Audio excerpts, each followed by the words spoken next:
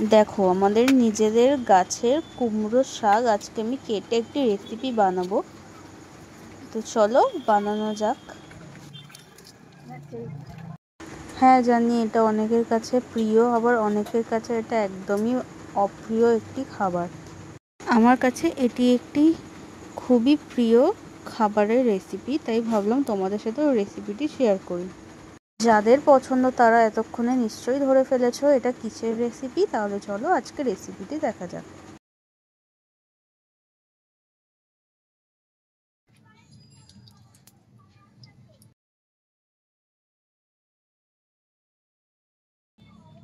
প্রথমে গেল হচ্ছে সর্ষের তেল,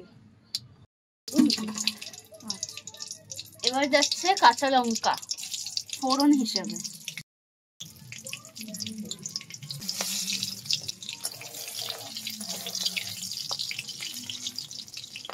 পাঁচফোড়ন একটু বেরোলেই এর মধ্যে এবার সবজি দেব। আলু, যেটা ছাড়া যে কোনো সবজি বা তরকারি অসম্পূর্ণ। এবার যাচ্ছে কচু,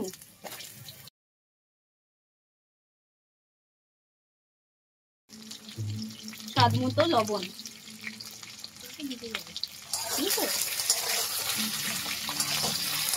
হাই ফ্লেম দিয়ে একটু লাল লাল করে ভেজে নিতে হবে।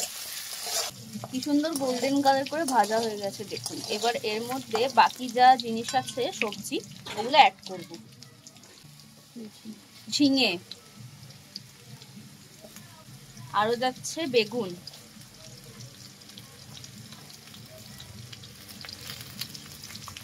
এগুলো নরম সবজি তাই পরে অ্যাড করলাম। সবকিছু ভাজা ভাজা হয়ে গেছে। আচ্ছা এবার এতে গেল হচ্ছে কুমড়ো শাকের ডাঁটা,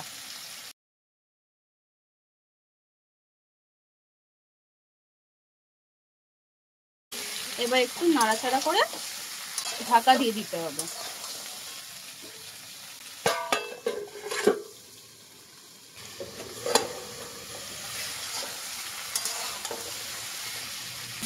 এটা ভাজা ভাজা হয়ে গেছে। এবার এতে যাবে মশলা।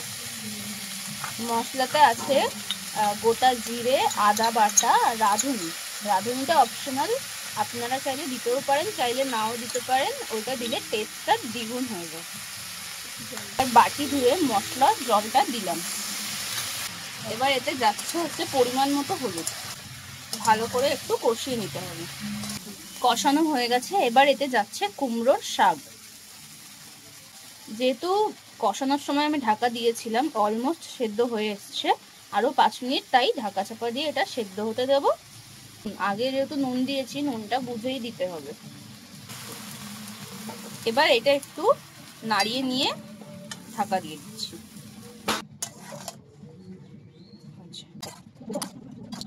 এতে আরো একটা জিনিস আপনারা অ্যাড করতে পারেন যার জন্য স্বাদটা আরো ইনক্রিজ হবে, সেটা হচ্ছে বড়ি। দেখতেও সুন্দর লাগবে, সেটা হচ্ছে বড়ি। আমাদের ঘরে বড়িটা কেউ পছন্দ করে না, তাই জন্য বড়িটা এতে অ্যাড করিনি। আপনারা চাইলে বড়িও এতে অ্যাড করতে পারেন।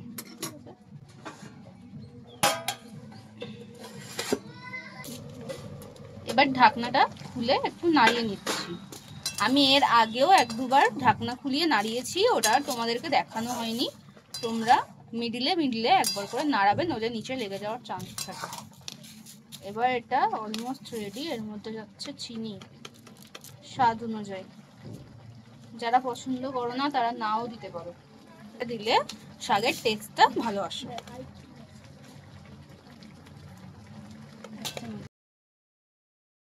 এবার একটু নাড়িয়ে চাড়িয়ে এটা সার্ভ করার পালা।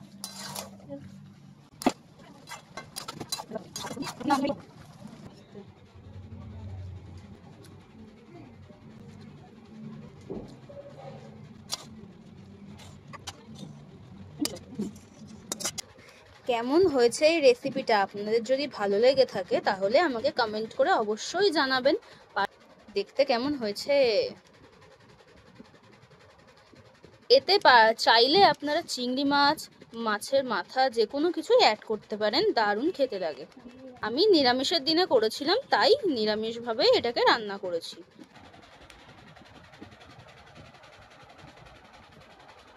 লোভনীয় স্বাদের এই রেসিপিটি যদি ভালো লেগে থাকে তাহলে বাড়িতে অবশ্যই ট্রাই করবেন, আর আমাকে ফটো দিতে একদম ভুলবেন না। আজকের এতটুকুই, দেখা হচ্ছে নেক্সট কোনো ভিডিও নিয়ে।